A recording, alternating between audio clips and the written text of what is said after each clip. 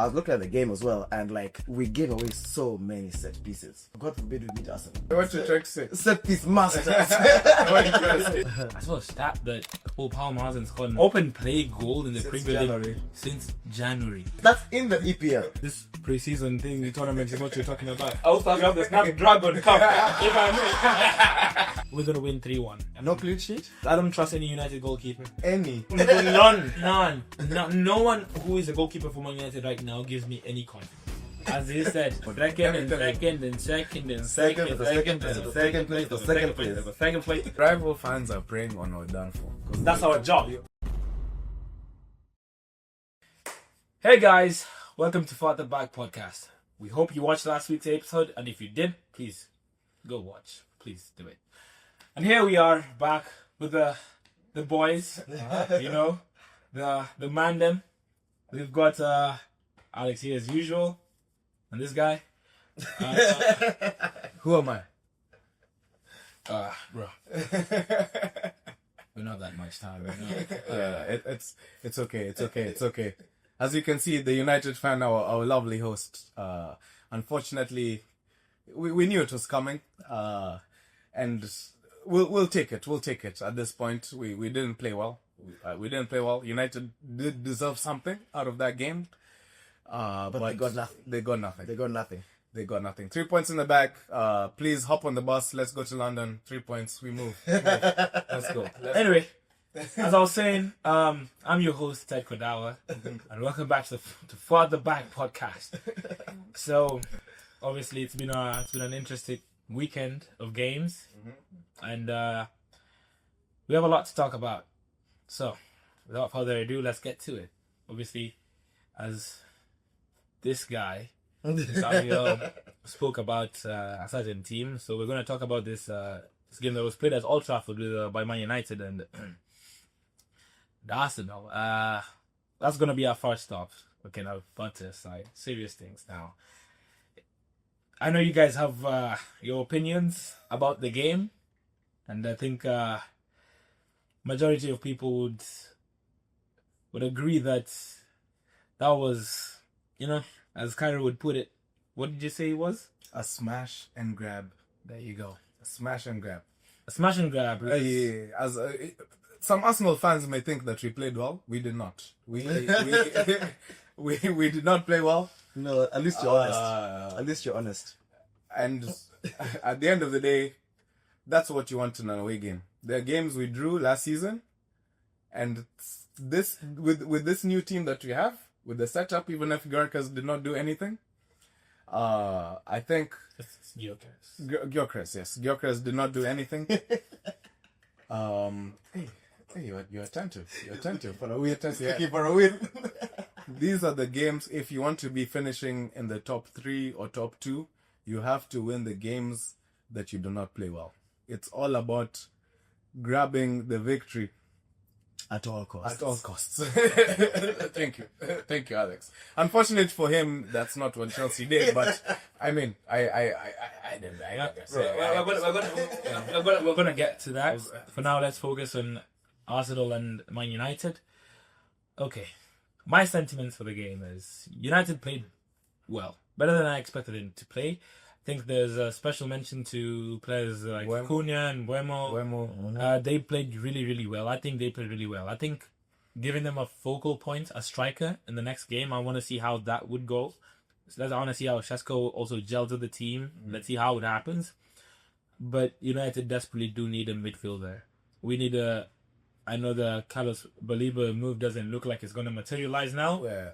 But we do need to sign a midfielder. Because right now the team is playing well, but you need a few things. Yeah, like a midfielder and goalkeeper. Those are needed. Oh, goalkeeper. Yeah, we do need it. But actually, I have a quick question about that. Last week, you seemed very sure that your front 3 would be Cunha, Buemo, and Šeško. Mount played this week. What are your thoughts on that? Kimathi mentioned this last week, actually. Yeah. About Mount playing really well. And I didn't expect to see that front 3. I thought Šeško would start. It's also having that fear factor as well when you begin games, When I saw Mount, I was like, you know what, I'm not going to argue with the manager. Who am I? Who am I to argue with the manager? So I could have my opinions, but you know what? At the end of the day, I trust the manager to pick the best team that he feels could do the job. Absolutely on the day. So when I saw that he went with Mount and Cunha interchanging as false 9, I was like, okay, let's see how this goes. You know, to be fair, it's not like it was a bad pairing at all. You know, not at all. True. Not at all. They actually played well.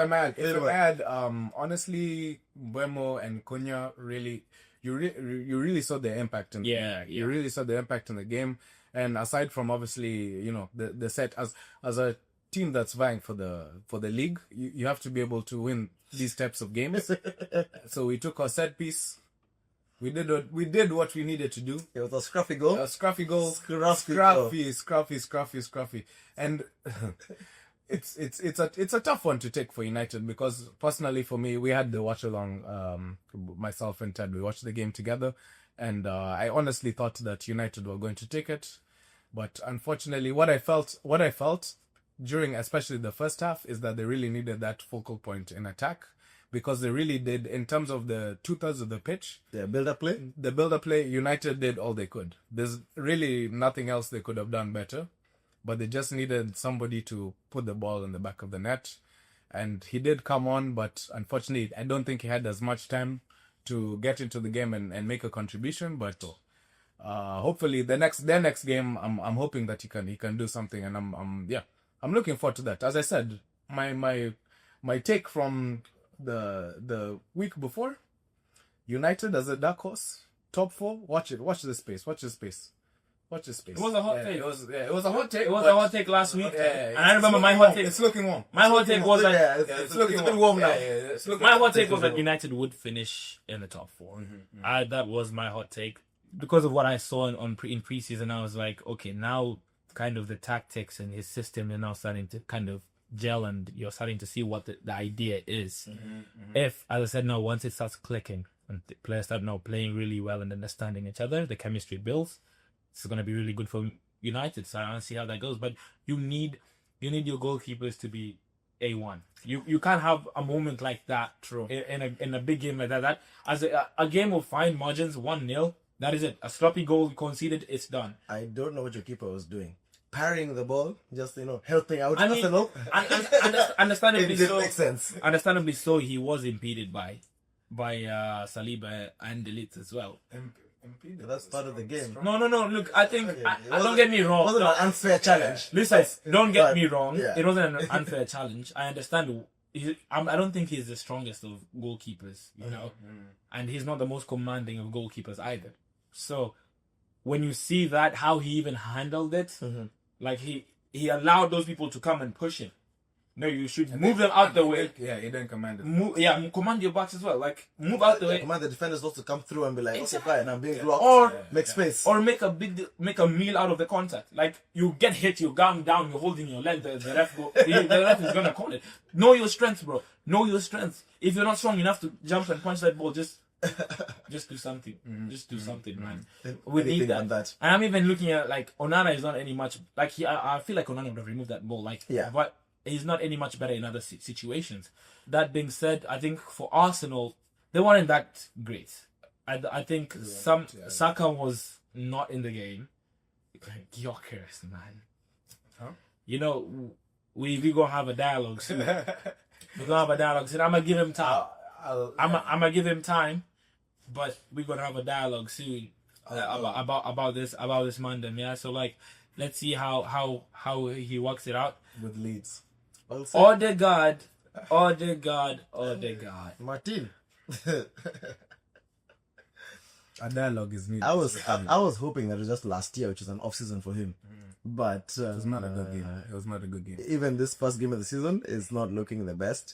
If he was to come back on form, how he was back in the day, you guys are gonna have a fire team.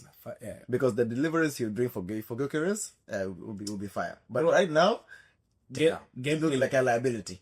It's looking like a liability. It goes hand in hand. If a striker's not getting the right like through passes or the right balls in place, like obviously he's not gonna have a good game because he can't create his own chances. That's not what he's about. he did run. Basically, Gyökeres, that was cardio. It was a cardio session. He ran the lads. He did what he needed to do.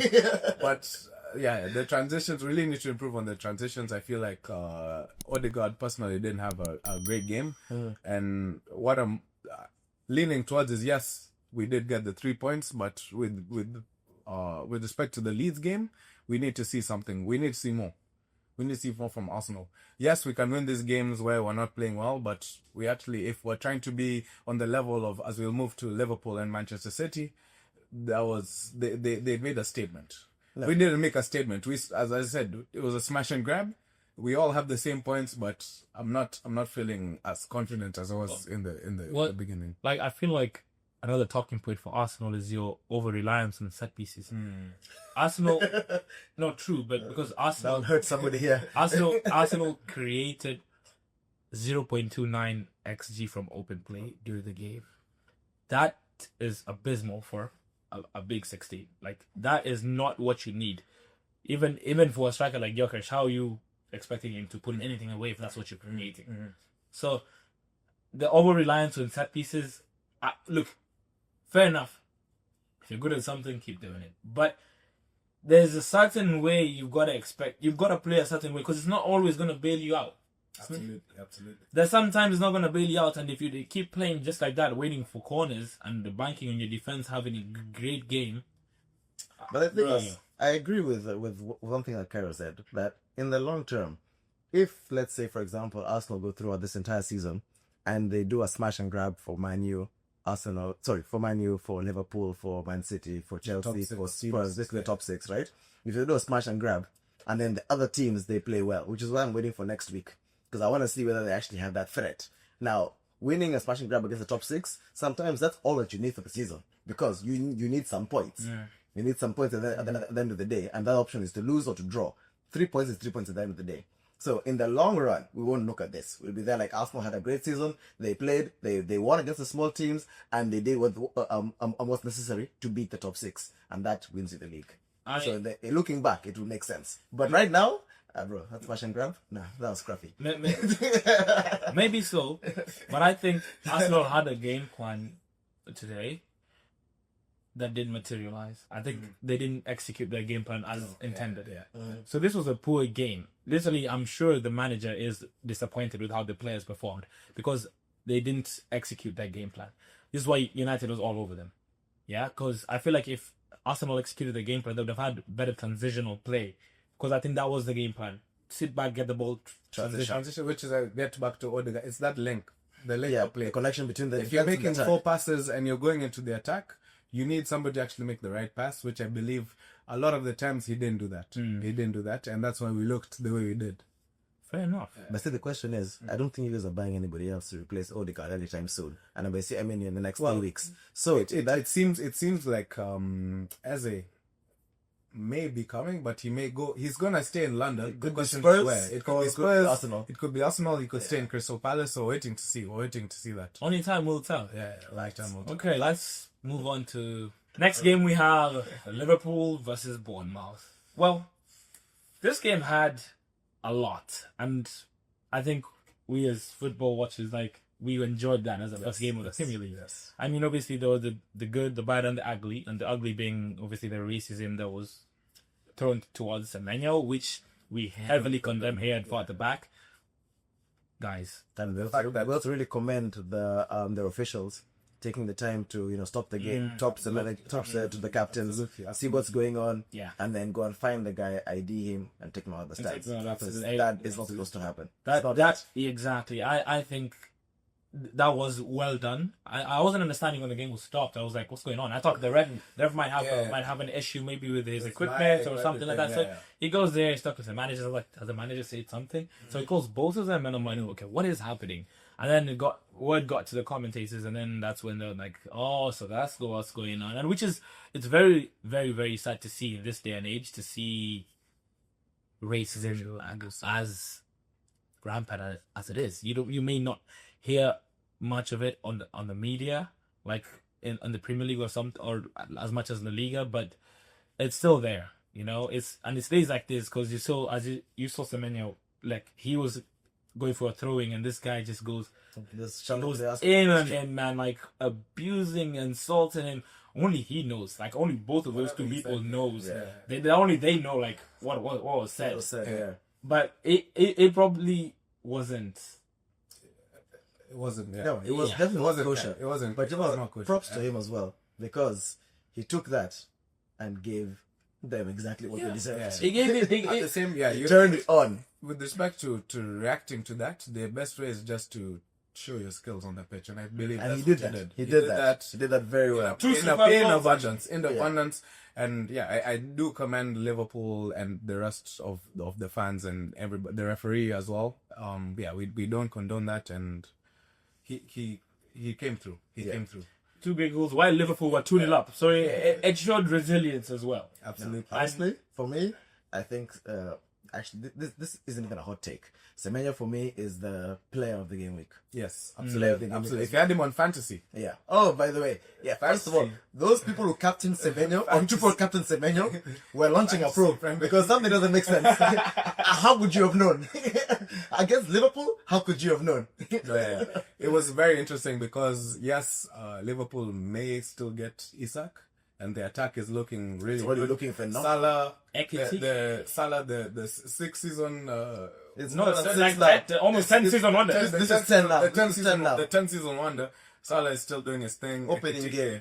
Gakpo, like Liverpool are looking good, but I the defense is looking a lot. I have something to suspect. say about that. Ekitike was really good. He played very well. I think he played really well. He was good at running into the channels, dropping deep to collect the ball, and bringing his wingers and other players into the game. Absolutely. I think Salah had a poor game, but True. he got to go at the end of it all, know, like he always does. he- He fought for that goal. In fact, some would say that Salah played like Arsenal. Oh. It was not the best of games for him, but But he got he got something. the goal. I'm leaving He with got the something. goal. He left with something. I'm He leaving left with with something. something. And if anything, he pushed his record on. Yeah, which was really good to see. But something I noticed with Liverpool was that in transition they have a problem. They have a problem, and their midfield isn't exactly out of possession. They're not exactly the best. As I said, I'm happy to see that because at the end of the day, even if we obviously didn't play well, but what I can always fall back on is Arsenal's defense. Like we can actually, if it's about keeping a clean sheet, when push comes to shove, I can back our team. Other than everybody else, Man City, they did their thing, obviously. Liverpool is looking like if you create some chances here and there, there's a goal. Whenever you play Liverpool, obviously you may concede. Then but I'll score. there's something there. It's about who's scoring the Yeah, most who's goals, scoring literally. more. Yeah, And Liverpool's literally. front line is, Yeah. it's Liverpool's front line. But do you guys think that that if Wirtz gels with the team, comes on form, do you think that's the missing link for the combination from defense to attack? Because he didn't have the best of the games. No, what? Look, At least compared to Ekitike, who same team, same everything. They play the similar amount of minutes, but Ekitike definitely outshone him in terms of debuts. I think. But what about if Wirtz was to come on? I would say, look, we had this conversation last week, in the last episode. Yeah, we talked about Wirtz being a potential flop. Yeah, And obviously it had to do with the price tag and not obviously his footballing ability. yeah, He has. We're not questioning his talent, Quality, yeah. but there's a lot of things that come into consideration when you consider something a flop. And looking at Wirtz in that first game, he had a challenge to kind of play. Anytime he get the ball, it was very, the tempo is quite high, as you know, the Premier League guys. We watch different leagues, and the tempo in the Premier League is quite high. Yeah. And he wasn't being given that chance, and he will have to adapt and try to change his play style slightly to fit the model of the Premier League. Absolutely. And if he does that successfully, it's not hard to become a success in a team like Liverpool. They've got almost every other piece of the team together. Like that one is Absolutely. With respect to even the fullbacks, the new signings, Yeah. they really played. The Frimpong, Kirkas, they had they had some good games here. They're getting it's only Wirtz, which I mean Bournemouth really held it down in some of the structure and actually make it difficult for him. yeah.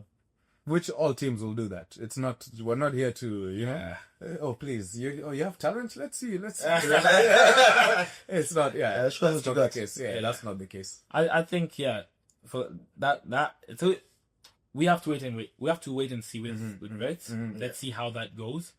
And you know what? I'm a United fan.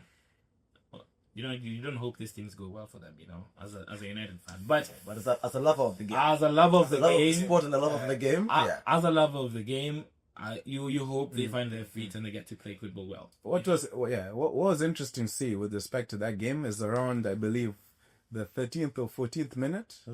With respect to the handball that wasn't a handball, because every season the definition of handball seems to change.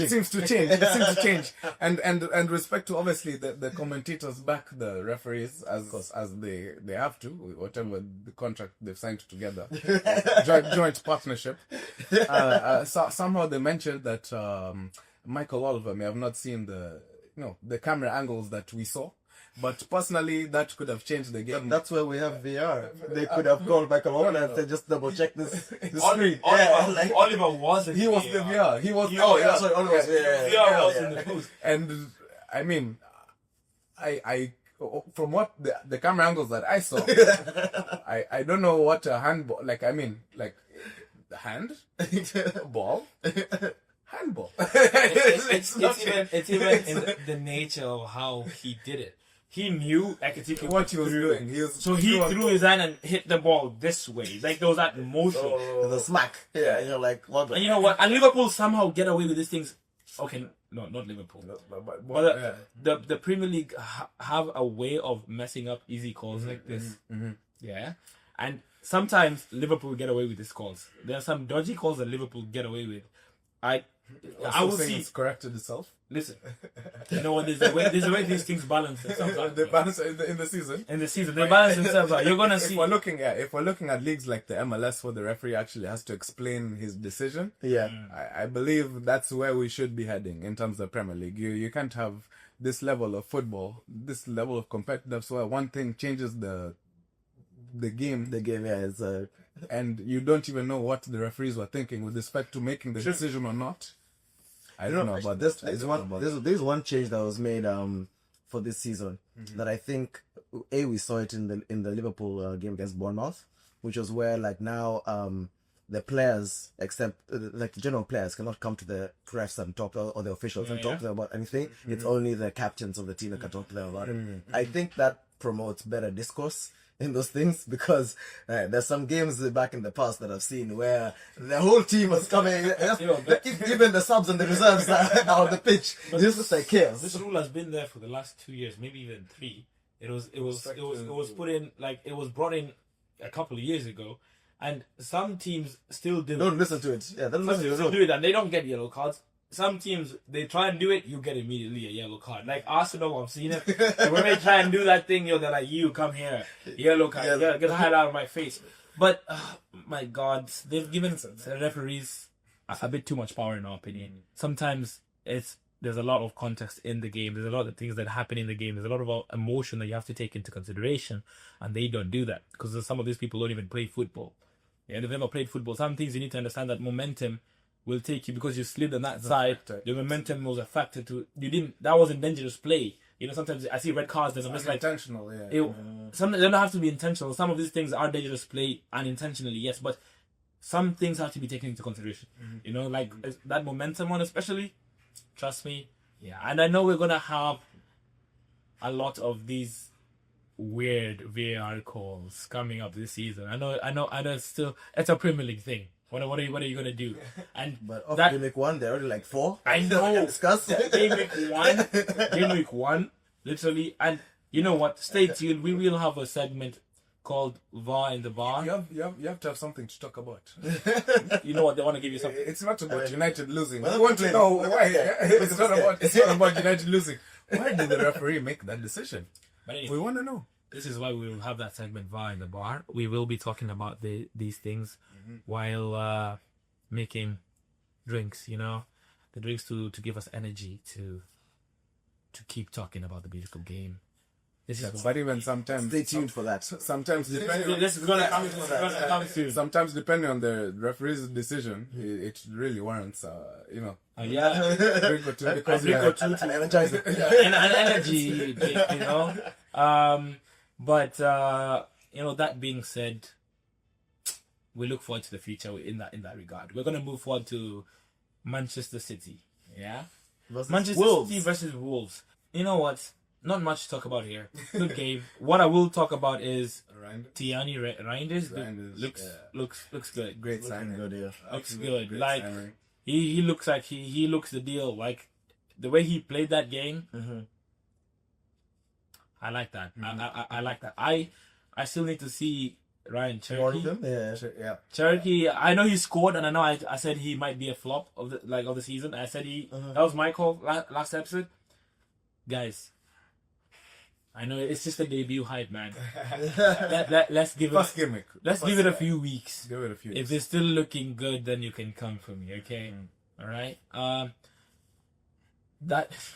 But yeah, it was standard. We knew they were gonna win, and I mean they're back. They did what Man they City were supposed to do. definitely City, they did what what we expected them to do. So there's not much to talk about in that regards. Haaland looks like he's back firing again. Nuri But looks. the delivery, Yeah. we thought that he's missing De Bruyne. It doesn't seem like he's missing De Bruyne. Bob looked good as well. Yeah. I mean, nothing much to say. Yeah, City, to be fair. I think the signings looked good. Nuri looked good. Reinders looked good. Let's see how it may have been the opponent they had against them. So Yes. let's see what happens. I mean, if it only face who's the Yeah, project. So absolutely. so let's see how it goes. Next game if they face Tottenham. So it's gonna be an interesting game for sure. I can't wait to watch that. But with Man City, not much we can talk about. Tottenham is the boogie team. True, but at Tottenham Hotspur Stadium, Tottenham Hotspur City never win Stadium. there. City never win there. Kudus.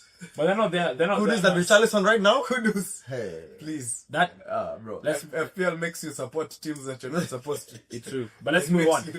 We're gonna move on to Tottenham versus Burnley. Yes. Not wrong, yeah. They played Burnley. Yeah. Tottenham versus Burnley. I think Kudus and Richarlison. Thomas Frank has obviously changed how Tottenham is structured, and I think Yes, yeah, he has. Oh, I thought you said he's changed Tottenham. But No. From the Super Cup, we know the Spurs will be. It is the history of the Tottenham. It is the history. But yes, they did do well. They did do well. They did play well. Enough Kudus to- looks really good. Yeah, absolutely. He looks really good. He's got a point to prove. I think he had a really poor season at West Ham last year, and now he's got a point to prove. And platform to show it. yeah, let's see. I want to see how they work through it. I mean, hopefully, they've got Van der Ven also looks like he's looking like whenever he's fit, He's good. he's good, and Yeah, hopefully yeah. he stays fit. That being said, not much to speak about in that. With Spurs, you just gotta wait and see. But I will say one thing. There's two partnerships that I thought. Well, one of them, the first one I saw was Spurs with Kudus and Richarlison. If they continue that kind of connection, Spurs could be a good team to watch. I don't think Richarlison starts every week for Tottenham. That's what I'm waiting to see. Solanke, I think That's what I'm waiting to see. But from what I saw in that game, and of course I'm judging this based on just one 90-minute session, right? Absolutely. But from what I saw with that, and then what I saw with Cunha and Buemo, those pairings could be very interesting. At least those two excited me the most throughout this entire game. Like, I've not seen any other new signings that have come into the team with that kind of impact. These guys came with instant impact into the team, and that's what you want to see, right? That's what you want to see. You wanna see them hit the ground, right? Yeah. And That's exciting. it's exciting. It is quite And exciting. when we do say things, when we actually give that prediction of what's maybe a flop, it's being a Premier League proven player. Yeah, it's all about being about being that they've done that. It's not the same. Yeah. It's not the same. He'll take some time. Yeah. But hopefully he'll get to that stage. But yeah, Mbeumo and Cunha. I'm still trying to find Ben White. I'm still trying to find Ben White because there was a turn. There was a turn that happened. He's taken out of the game in just one touch. Out of the game. Yeah, he went shopping, bro. Superstore, Costco. All of it. Shoppers, all of it. That turn by Cunha, immaculate. Fire turn. We're going to now drift our attention to Chelsea versus Crystal Palace. Not much to talk about here, apart from fantasy, football, and how we were damaged by that result. I had Cole Palmer as my captain. Honestly, I was looking at the stats. There were over 50,000 managers, who had João Pedro on their team, waiting for him to do something. And the Cole Palmer managers are Cole Palmer even more. It said 56% of fantasy had João Pedro. If fantasy has over 5 million players, That's 2.5 million people. over 2.5 million Quick people, maths. nearly 3 million, Maths. bro. Nearly 3 million players had João Pedro on there just to get. You know what? I was one of them. Nothing. I was one of them. So was I. We're all one of them. We're all waiting. Hey, Just like this. you gotta do the Spider-Man thing. Honestly, I was waiting for that, but yeah, it was unfortunate. It was very unfortunate. But I will say one thing though. I will say one thing. Going into this game, we had two very big upsets. Literally a week before this game started. Number one was Levi Cole getting injured and being out for. We don't know how. I mean, it's basically for a while, right? And then 2 days before the game, a couple of days before the game during the week, Tosin also got injured. Absolutely. Yeah. Now, that's one thing that Enzo Maresca said during his post-match conference, where he was like, the thing we were lacking the most was the fact that we don't have that build-up play out of the defense, right? Levi is fantastic at that. He sends balls into Cole Palmer to whoever it is, right? He does well, all right? Do you have something to say? That's what I thought, my new players. Anyway, jokes aside, right? Our backup player for that is Tosin, right? And Enzo before this game had said that he's not looking for any new centre backs. He thinks we can do well with a player that high. Yeah. But he's banking on Tosin. He's Yeah. banking on Tosin because beyond that, the next player we have now to play that position, at least was that kind of quality, is Josh Acheampong, and he's like a teenager. Yeah. So I mean, he's not proven yet. Given the chance, maybe we don't know what's gonna happen, right? But I think that's one of the things that was lacking. Now, defense was not the issue, but like that kind of disrupted our build-up play. Because the other thing is, I was looking at the game as well, and like we gave away so many set pieces. God forbid we beat Arsenal. We give away What you trying to say? set piece masters. Basketball. Set piece masters, huh? Basketball team, bro.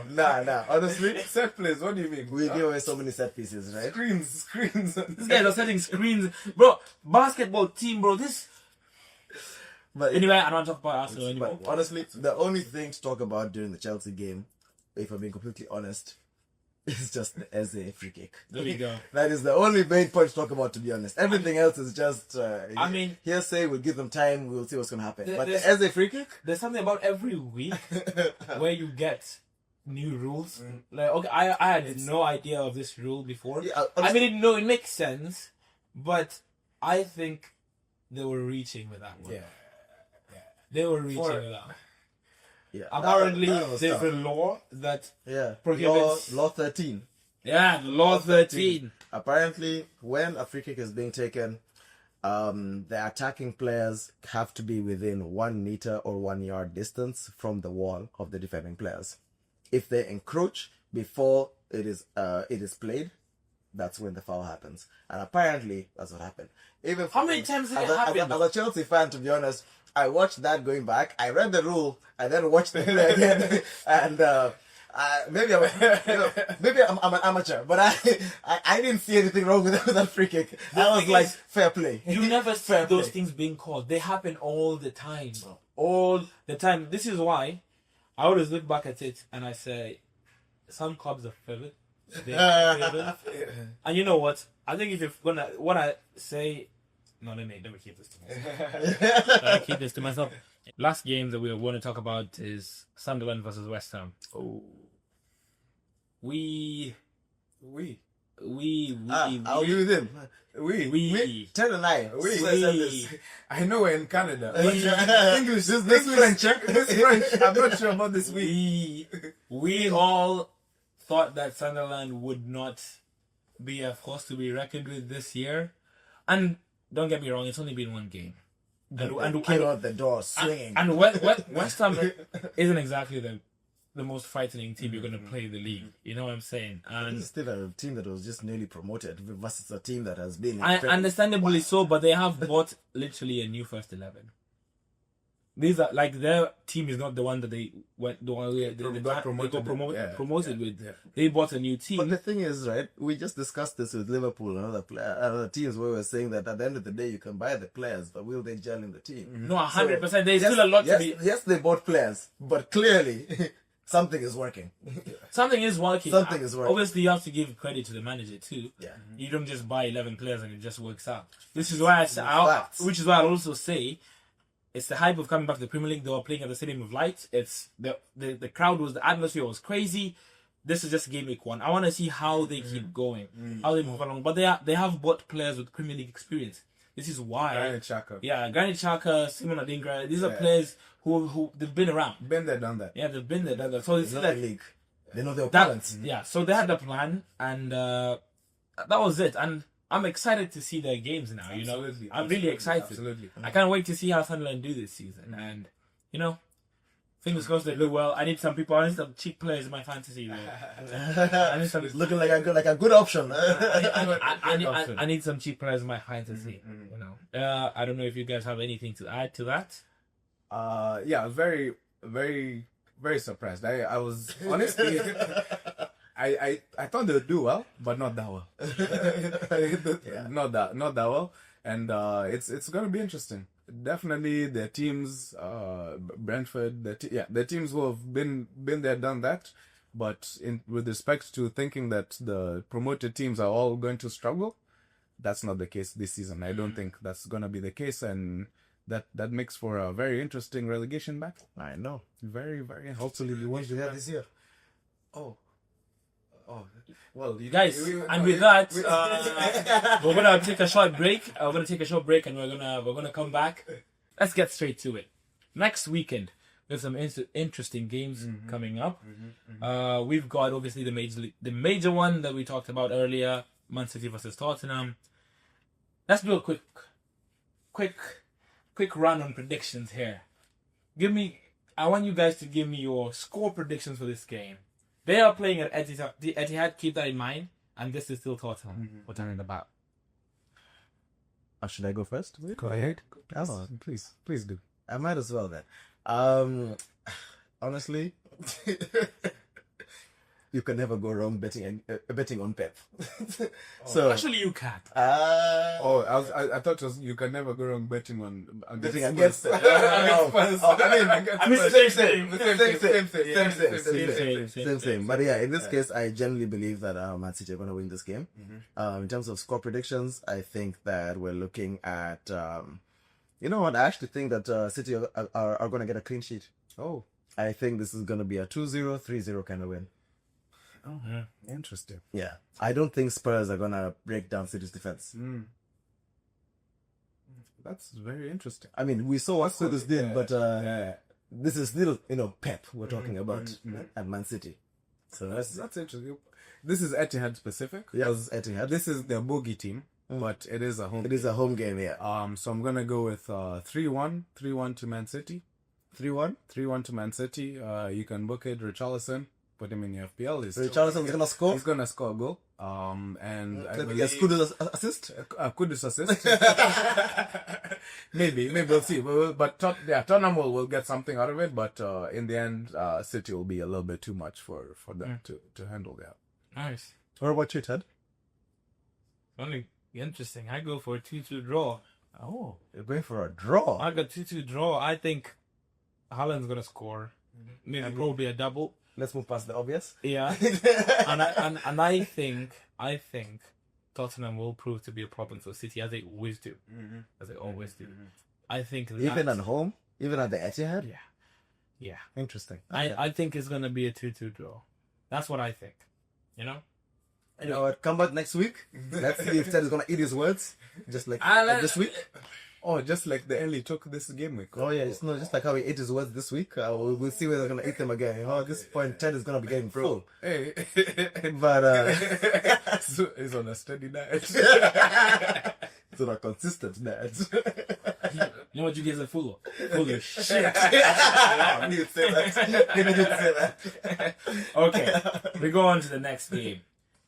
Chelsea is playing West Ham come next week. London Derby. Give us your insights. What do you think your club is What do you expect from this game? Both these teams didn't get the result they wanted from Gameweek 1. So I think they're both going to be coming in trying to get that a result, trying to find a way to prove to their fans that, we're in this to do something.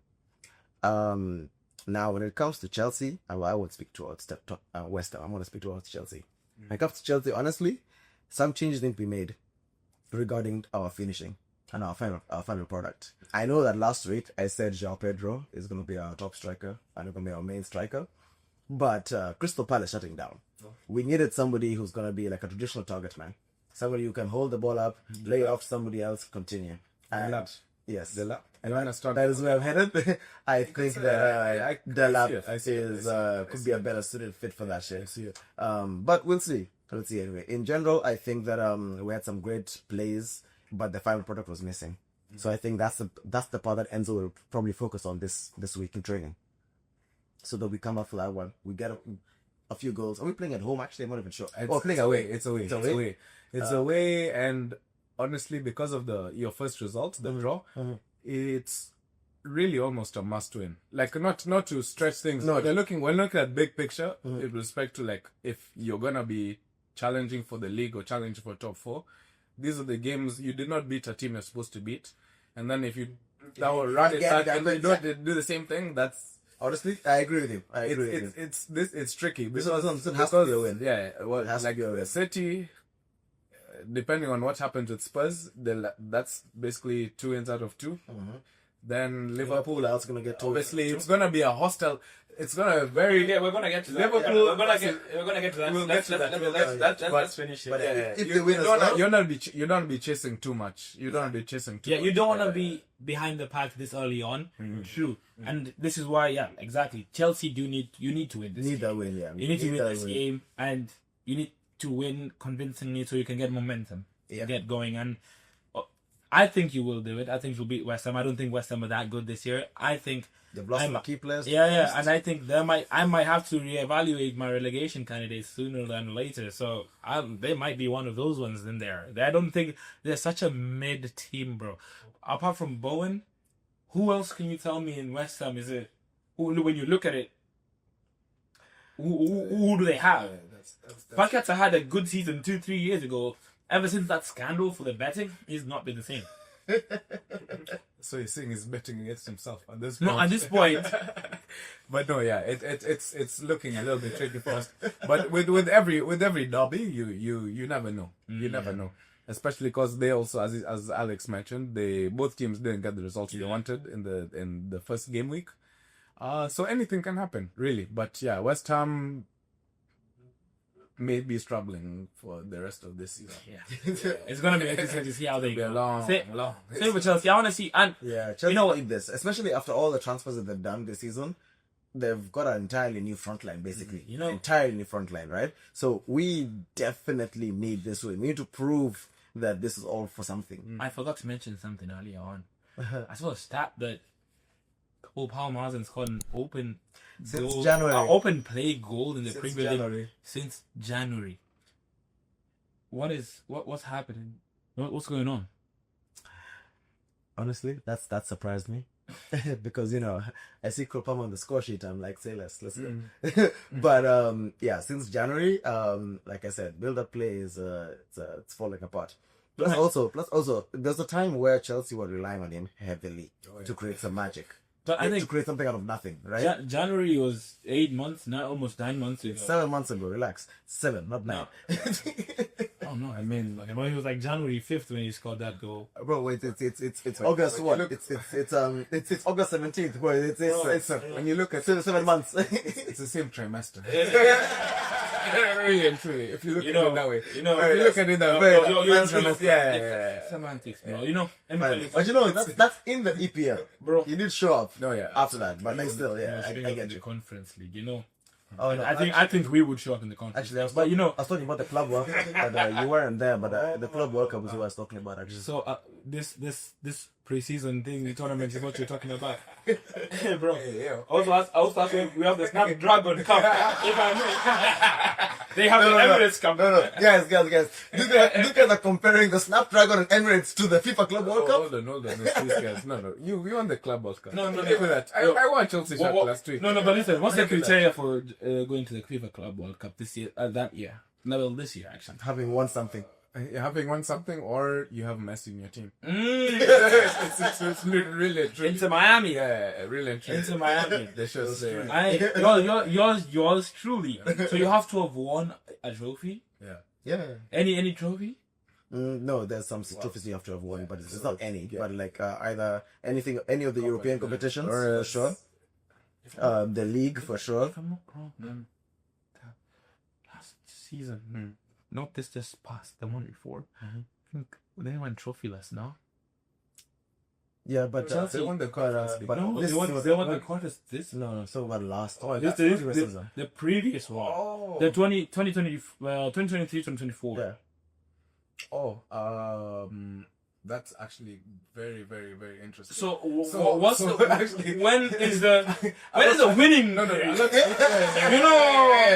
Let me tell you this.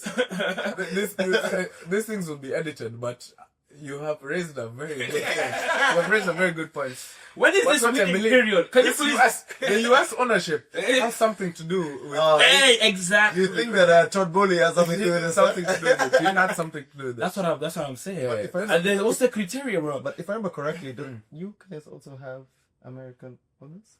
No, partially. I mean, partially. Oh, so that partial wasn't enough. No, but make it make sense. What I need you to understand that this is not even business related, because having United there would have been good for business, not even for other reasons. Good for business or good for other team? Oh no, sorry. You mentioned it's an invitation by trophies. I knew Arsenal called. That, not that much. Sure, these guys haven't won anything in 5 years. Why would they get called? Okay, I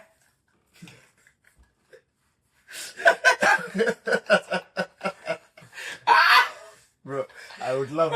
That's my dream. I spot the bus. Just one day, let's go to the UK. Walk through Chelsea's trophy cabinet. Walk through Man U's trophy cabinet. And then walk through Arsenal's trophy cabinet. and then walk through Spurs' trophy cabinet. Right. Are you just looking for a win? Just Are you just looking for a win? we're in London. Well, we don't need to go to London. See, if we're only West Ham was. Why are we waiting? West Ham was not in London then. Bro, West Ham, excuse you, West Ham have a conference league as well. They do. West Ham have a conference. They do. Yeah, but the point is that they have something, and then It's better than more recently, better than Arsenal. bro. You guys have to. We'll call Arsenal ahead of time. I will tell them, please dust the cabinet as we come because they know it's looking a little bare. The problem with Arsenal is where the But you know the problem is though. Let me finish. Let me land. Now me, I'm not aligned. Like,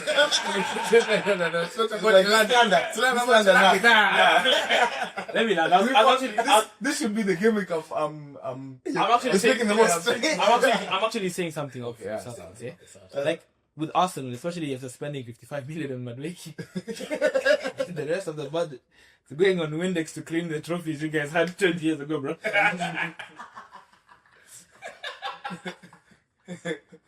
you guys enjoy yourselves. Windex. Windex, bro. You need to explain to people what the hell? What the hell? What the hell, Eliante? But honestly, that's facts. I'm not sure how Chelsea got into the. Yeah, exactly. It is a good question. I'm not sure. I need to do some more research into finding out how they actually fit the clubs, because you can't tell me it's about winning something, because City went trophyless this past season. They were there. And they were there. So what is the criteria? To be fair, you're right. That one, we'll do some research. We'll come back next week and we'll have an answer for you guys. And what's crazy is the amount of money after going into the knockout stage. It was looking. Oh, Chelsea got a hefty bill. But on a side note, I will commend Chelsea for doing this. They did send some of their proceeds to the Jota and what's his name again? Andre. Yeah, to the Diogo and Andre Jota foundation, which was very nice, to be honest. Like, some of the proceeds went there. The things that Liverpool have done as well. Yeah. All of the goals that Ekitike, not all of them, but anyway, the goals that was scored with Liverpool as well. Dedicated to we all had that, famous celebration. And 20.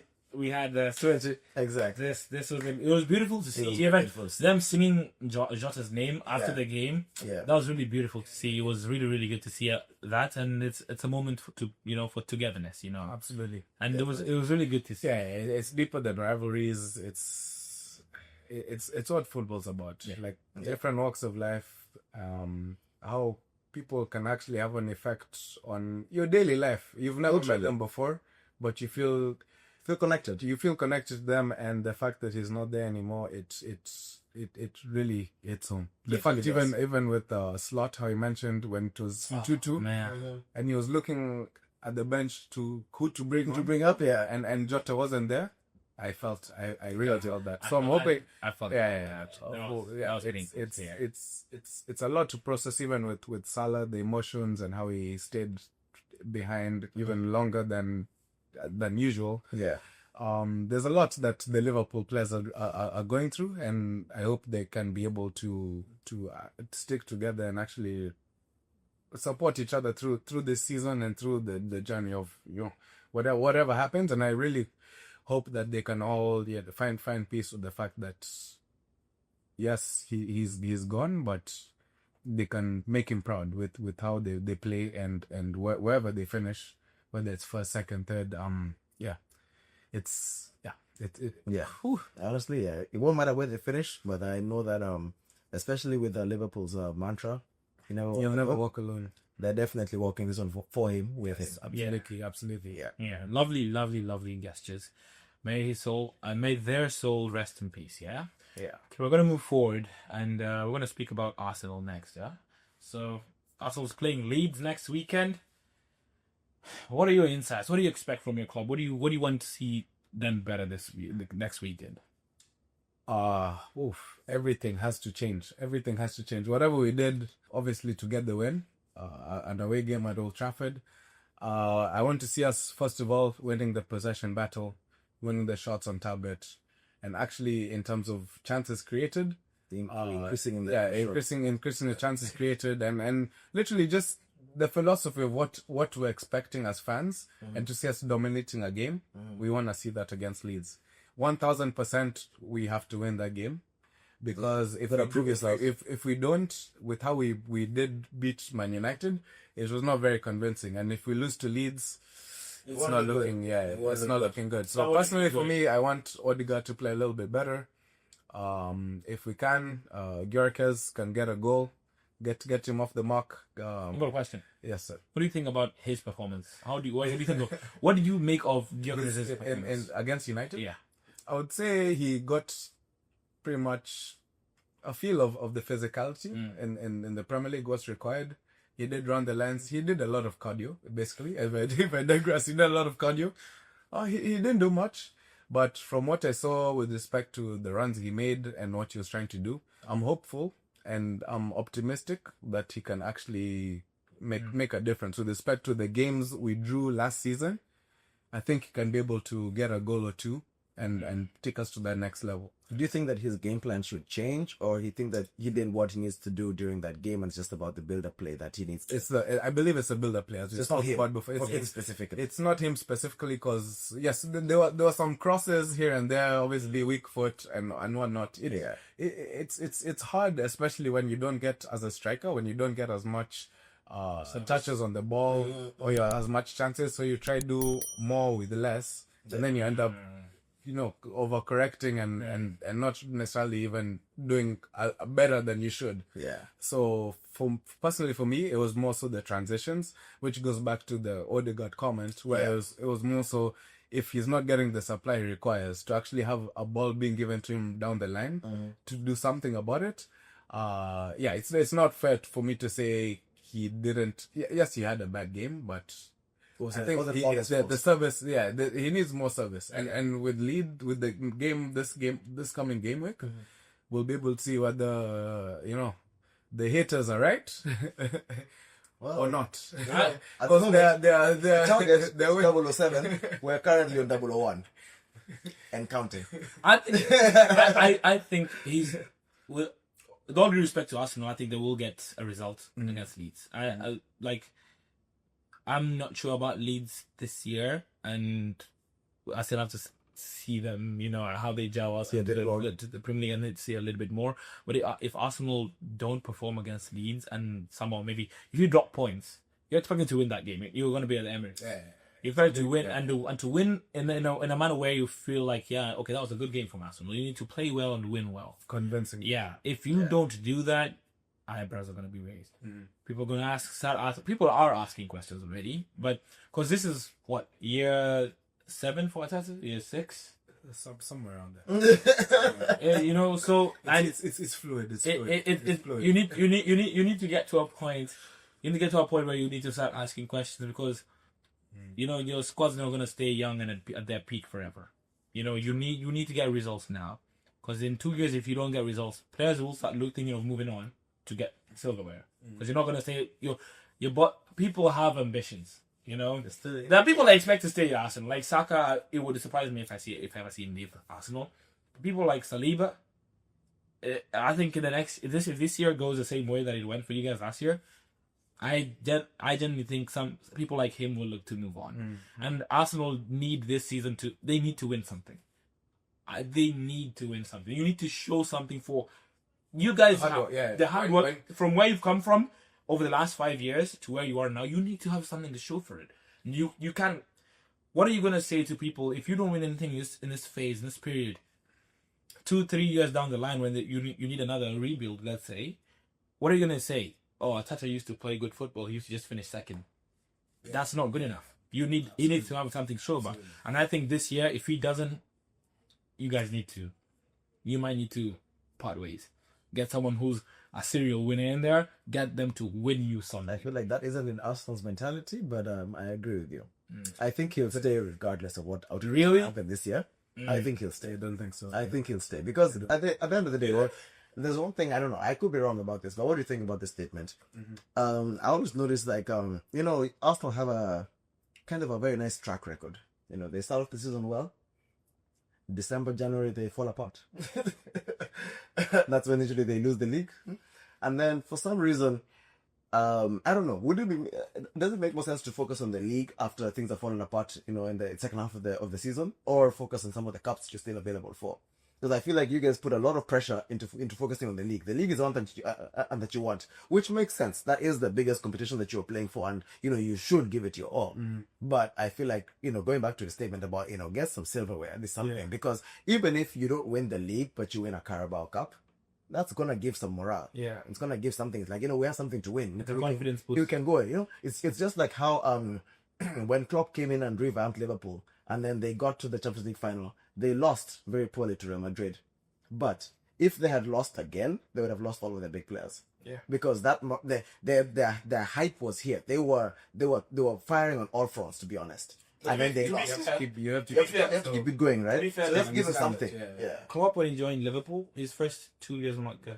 They weren't good. But I remember those teams. Oh yeah. Fabio Borini, Balotelli, Ricky Lambert, Jordan. I remember those teams. It was a struggle for Klopp to get Liverpool to where it is now. But he was given his time, and he did get players in for cheap. Because they bought Salah for 30 million. They bought Mane for 30 million. They bought Firmino for about 30 million. They bought Coutinho for about the same amount of money. They sold him for a ridiculous amount of money. He made these players what they are today. Yeah. And with Arsenal, you want to look at it with Arteta. Who has he brought in and made a better player?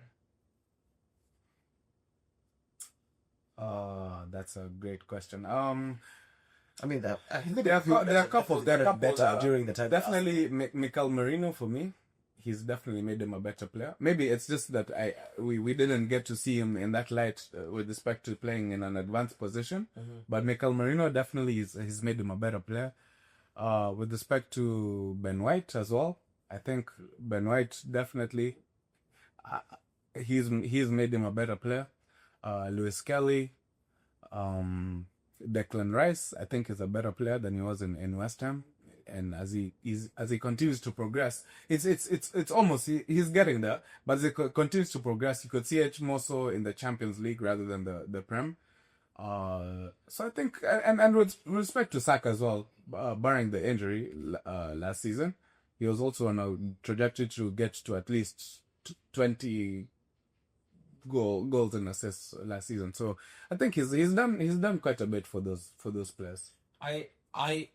But like at the same time, it's not he's advanced them like leaps and bounds. We're not talking as if he's like He's changed their completely. I feel like the trajectory for Saka to be where he is now, regardless of going to be there there. or not, It was always going to be there. I'm on the same page as you, because personally for me, I feel like this season is one we actually have to win something.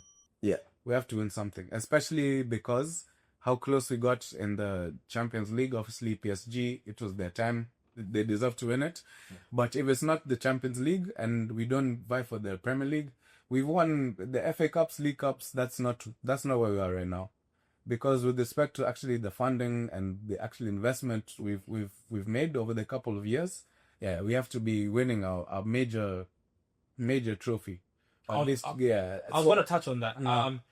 Yes, Alex made a good point about having his quote unquote other like cups. Like, you know, small. I was going to say small trophies, but they're not it's cups.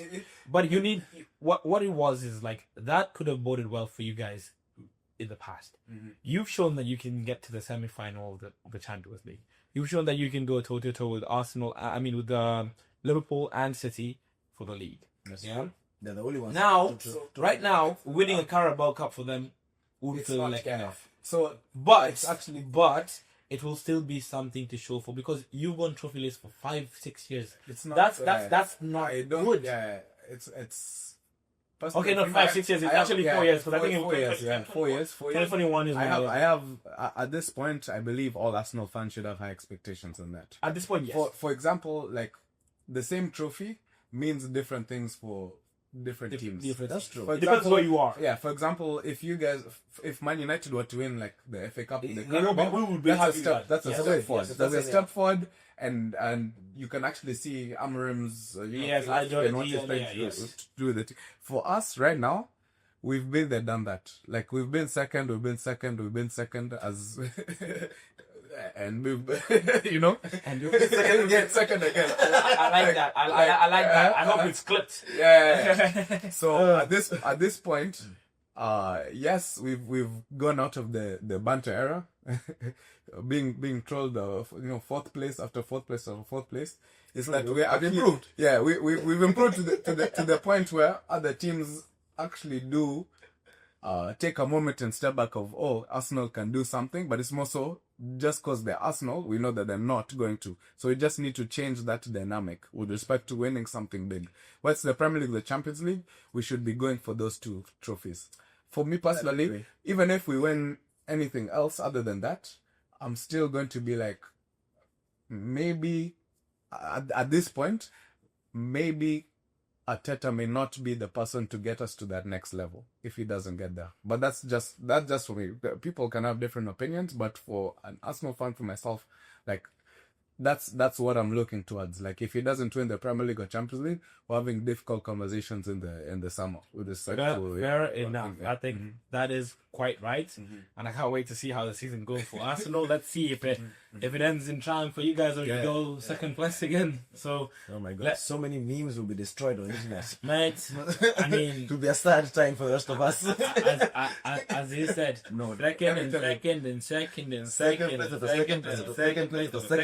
second place. It's okay. Rival fans are preying on our downfall. Because that's our job. It's understandably enough. Bro, honestly, do it for the pop culture. You win pop culture if you guys win something. Yeah, I'm concerned. I'm concerned for you. If we really win something, I don't know what you guys are going to do. It's going to be a problem. We might have to take a break on the podcast. First of all, no. If they win something, not to show any hate or any shade or anything, but there's one channel I will not open. FTV. Yes. FTV. Arsenal Football TV. If they were to win something, Arsenal Football TV will talk. I think they will talk. We will not hear the end of it. If they win, we just need to go to a remote island and just. But anyway, let's move on. Next, we're gonna have United versus Fulham. Obviously, from what I've seen today against Arsenal, really a lot more positives than negatives. So I think United are definitely heading in the right direction. And as I said before, it's very difficult for them to have a season as worse than they did last year. It would take an effort to be worse. It would take an effort to actually be worse than we were last year. And with how we're playing now and the players that we've added, I think Mbemo and Cunha are going to start clicking a lot sooner than... Like, now is when, like, you know... As it is. Like, right now, you're just seeing, like, snippets of what I think is to come. Yeah. If they can stay fit and we add Šeško there and make sure that we give service to Šeško and make sure that he has the opportunities to score, we should be good. I think we should win against Fulham comfortably. That's what I think. I think we are going to win against Fulham. That is my call. What's the goal line? Prediction. I think we're gonna win 3-1. That's 3-1? Yeah. No clean sheet? With clean sheets, I don't trust any United goalkeeper. Oh, it's only in the defense. This is just the goalkeeper. You don't like any. None. I have on the cards right now. None. No one who is a goalkeeper for Man United right now gives me any confidence. And you know what? I would love it if they kept a clean sheet, but I don't see it. I think Fulham will score, but I think United will win 3-1. You know. Speaking of goalkeepers and clean sheets, what do you guys think about Man City potentially buying another goalkeeper this break? You know, there seem to be advanced talks with Gianluigi Donnarumma. The rich getting richer. Honestly, I'm scared. As an opponent, I'm scared. But make it make sense. They bought Trafford from was it Burnley? No, I'm not really sure where they bought him from, but wait, Trafford. I think he was in Burnley, if I'm not wrong. They bought him just this transfer window. Bought him for about 35 million, if I'm not wrong. Why are they going in for another goalkeeper? What's the idea? You're right. Yeah, what's the idea here? You know, why James Trafford has the number 1 jersey already? Like this, they knew this was their plan. Donnarumma is the one number 1 thinking for number 30. So what I would say, what I would say is probably with the advanced talks that Ederson is in. With respect, I believe it may. No, it's also right. Yeah, Turkey, Galatasaray. If Ederson does leave, then I understand the transfer. No, but I understand the transfer. But if not, yeah, I mean, well, Trafford will be number 1. If Trafford won't be. That's the thing I'm thinking about. What you've sold to Trafford is that you're probably gonna be the successor to Ederson. Yeah. And now you're bringing in Donnarumma, who's still got years to go. He's still only about 25, 26. On people's books, he may still be 22. Bro, Donnarumma in my head might be 30, man. But this guy's so young. He's been there for a round. And I really can't see the logic in it. But you know what? If they want to do it, let them do it. But I don't think Donnarumma, don't get me wrong, I don't think he's a good signing for City. Because he is not good with his feet.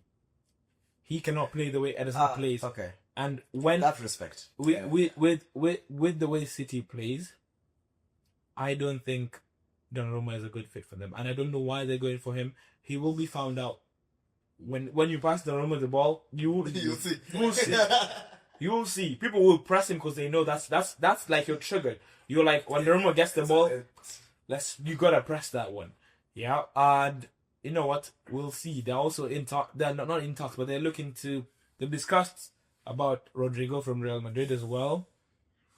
They might strengthen up in the attack as well. I don't think it is strengthening, but okay. But you know, I don't know why. I don't know why they would sign him. I don't know what's going on with Foden. Damn, I think he might get sold really soon. To be honest, I think next summer. I doubt. I think next summer. I think they'll give him another chance. But next summer, they will cash in. I think generally next summer he's gone. I think he's gone. No, he didn't play over the weekend. True. When you look at that lineup, that first 11 coming off the back of last season, where does he go in? Where does he play? You know, if Turkey keeps on scoring, that's the number 10 gone. Reinders is gonna play CM with Rodri. Right wing, Oscar Bob looked good. Right wing, yeah. You know. You've got Doku left wing. Graduate of Pep University. Pep University as well. Bro. It's interesting to see how they will go about it, but you know what? Only time will tell. It's an interesting one because of obviously when you look at it with respect to, in a year from now the World Cup will be done. Like a lot of players have to get the game time. They're looking for game. They have to get the game time to actually be viable to be picked. When you're looking at Brazil and England, there are a lot of attacking options. If you're not playing with whatever team you're in, if you're not playing, you'll be called up. Yeah, you're not gonna be called up. So it's decisions have to be made. They do. Yeah, There has to be some really big calls. Okay, we're going to move to our last fixture that we want to talk about. It's going to be hot and spicy this coming weekend. Because obviously with the transfer scandals that have been going on regarding these two teams, we're going to talk about Liverpool versus Newcastle United. You know, the atmosphere is going to be at St. James's Park. And it's going to be Monday next week. Wow. It's going to be very interesting. What do you guys, first of all, let's start with the football part. What do you guys think? What do you think about the game? Do you guys have any predictions? I think Liverpool are going to win that game. I think it will be one of their easier games to win. Yeah. Wow. I think they're going to win that game, sure. Do I think they're going to leave with a clean sheet? God, no. But I definitely think that they're going to win that game. Because at the end of the day, like we said earlier, for Liverpool, I feel like most of their game plan, sometimes I feel like it's outscore their opponent. And they have the firepower to do that. Now, when it comes to some other things, one thing I was just thinking about just at random. I was like, what if it's like, dude, it's finished within 6 days? You never know. That's funny to watch. You never know. And I personally think that Newcastle will delay it until after. Of course, it's in their best interest. Absolutely. Why would I promote my opponents before I play them? It makes zero sense. So I think they will do it. To give a little bit of context for those who don't know. Yes. Yeah. With regards to Isak and Newcastle and Liverpool, Obviously, goal scorer. Newcastle's goal scorer. This is their top striker. This is one of the best strikers in the league and the best strikers in Europe right now. Hot commodity. Summer comes in. I didn't think he was going to leave Newcastle. Yeah. I obviously knew it was going to take a record-breaking bid to kind of even get the deal anywhere close to crossing the line. And I didn't think that would happen, especially after I saw that Liverpool decided to with Ekitike. I was like, okay, that's done. But they're like, no, we still want Isak. And Isak decided, I'm going to go on strike. I want to move to Liverpool. Newcastle don't want to sell, but he wants to go. So now he said, I'm not training no more. I don't want to train. I've put my house up on for sale. I'm not even staying in Newcastle anymore. He didn't play last week. He doesn't train with the team. He's not going to play. So there's a toxic atmosphere around Newcastle right now. Player power is a lot right now. These things didn't used to happen as frequent as they do now. Look at even Garnacho. I was going to make that same comment right now. Garnacho told United. The same thing. He told United, it's Chelsea or I stay here for 6 to 12 months. I don't play. And you know what? Me personally, I think, that's detrimental to you. It is. But also, why would United your box is doing nothing. Yeah, but listen, United hold the power. You either pay the money we want, or you can stay here for 6 to 12 months if you want. You're not going to play the World Cup. You're not going to be involved. Your career is at stake. And next year, you're still under contract. We're still going to ask for money that we want, not what you want. And what are you going to do? Are you going to spend another year in the reserves? Yeah. And honestly, knowing Manu, they'll make him play with the with under 18s. He's still only 21. With the youth team. Play under 21. And then to Schweinsteiger. And the Schweinsteiger, and who's going to? Bro, Garnacho is only 21. He can still play under 23 football, bro. Enter there, relax, calma, relax. He's not being paid that much anyway. Yeah. You know, it's for United. That's calm on the books. It's coins, and the same thing goes for Newcastle. They're thinking they're not going to keep Isak there for the whole year. Obviously, they want to sign Wisser from Brentford, who's also going on strike, so that he can join Newcastle. It's crazy. Swear to God, these players are they're doing everything they can to get out. Is the grass greener? It's crazy, but yes, it's very interesting. That atmosphere is gonna be intense. That's why I think Newcastle may scrape a draw. I feel like it's either gonna be 1-1 or 2-2. Call me crazy, but I think Newcastle will win. Yeah. Oh, okay. That one. I'm going. Oh, okay. What's the scoreline? I think I can't even say anything. I think they win. They win 2-1. 2-1. I think so. I think they bring. I think they get a striker in before selling Isak. That way they've strengthened. You think they'll close this deal before the game? Not the Isak deal. No, the other striker. Yeah. You think they're gonna close it before this? Yeah. I think by Tuesday Newcastle have a new striker. No, okay. Wait and see. I think so. But yeah, they really have a good. It's been a fortress of sorts. St James's Park. Yeah. The atmosphere is usually crazy already. That's why I'm like, even with the now added incentive of the fact that Isak is trying to move to Liverpool. Yeah. That environment, and with respect to how in the first 20 minutes, if they're pretty much on top of Liverpool, it's definitely going to be at minimum a draw. And I can also see your take with respect to them winning the game. It's gonna be one to watch.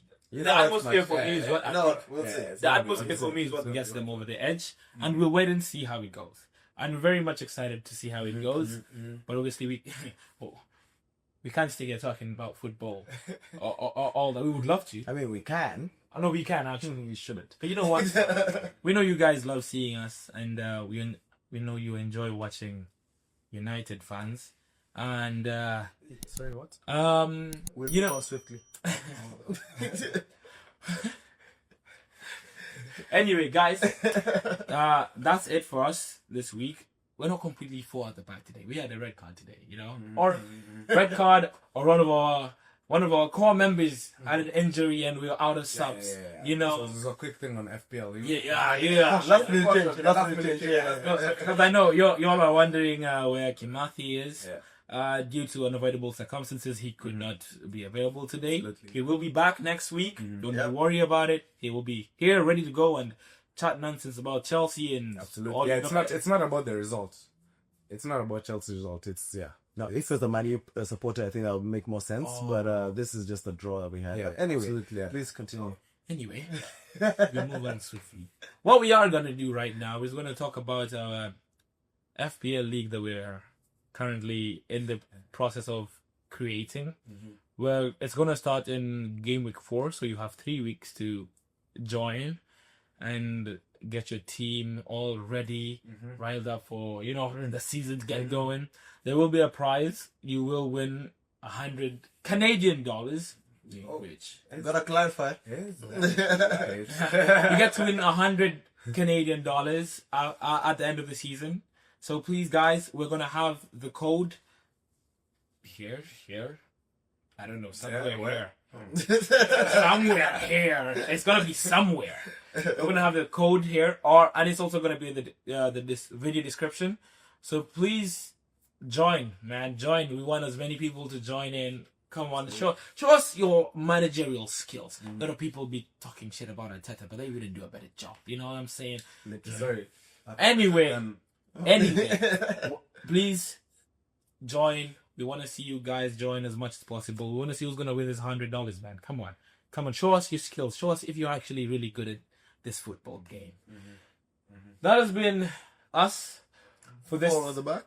episode The 2. formation changed slightly. Yeah, we are. They were the back three. Yeah. It's about Back three. you got to be able to adapt. You know, in this modern day and age, you got to be able to adapt. We're nothing but flexible.